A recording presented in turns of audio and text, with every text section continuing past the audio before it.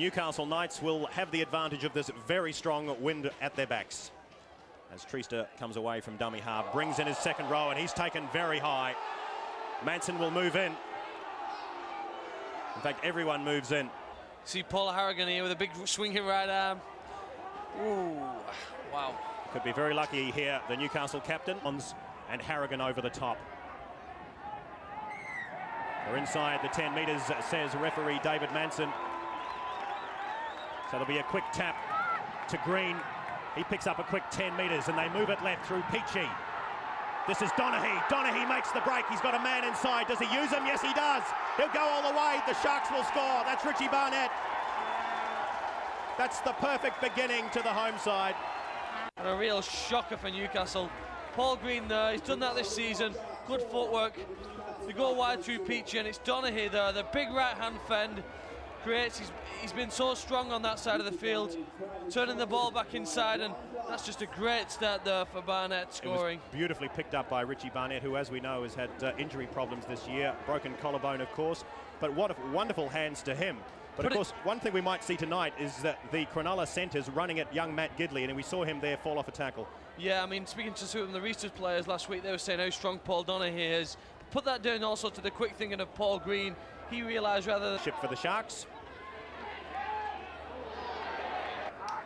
This is Harrigan. Whoa. Big charge there.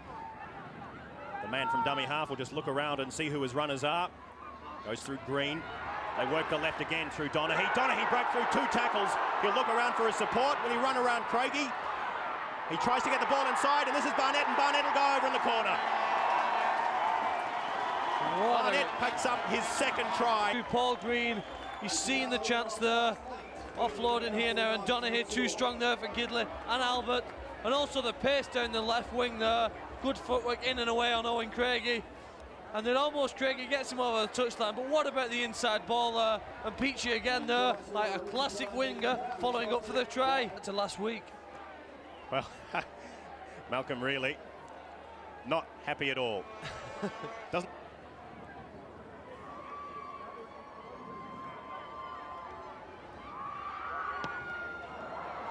Well, it didn't even make the 10-metre line. It comes for Johns. He goes high. What will the wind do for this? It's swirling around. Rogers under it. Well taken. He was under pressure, Matt Rogers. In fact, he's still going, Matt Rogers. He's looking around for support. He won't need it at the moment. He'll play the ball. They need him in the postseason. Tangata met in a strong tackle there. Matthew Johns. He's coming back to the blind. Twists and turns and was met. Yes, it has, mate. The wind's still there, of course, but I've been impressed with Newcastle. They've really put some pressure on Cronulla, but Cronulla's defence has had all the answers. Here's Matt Rogers taking advantage of a kick that's come back with the wind. It's still the last tackle as Matt Rogers kicks ahead. Outside him, he's got Alan Bateman. And Bateman could be up on Craigie, but Craigie gets around him. And the touch judge is in. Matt Rogers is the man down. As Matt Rogers, he went to kick ahead, and the high shot there is from Keith Beecham. Mitch Healy will line this up. And he kicks his 9th goal of the year. Green goes himself. He'll score under the posts. Paul Green dummied, he stepped. Great ball here, and Paul Green and Paul Donaghy have probably been the 2 standout players in the game so far. His speed off the mark, he's turned so many players inside so far in the game, and I think that's probably what the Knights were looking at on that occasion. 2 players go inside and he takes off, gets on the outside of Adam Muir, good right foot step, and Owen Craig. This conversion, and from 10 metres out, kicks it. Running from dummy half. I think the trainer's going to be sent off here. Don't see this too often, but sometimes the trainers do spend a ridiculous amount of time on the ground. And this time, referee David Manson has just got sick of it. You see him there almost in at dummy half.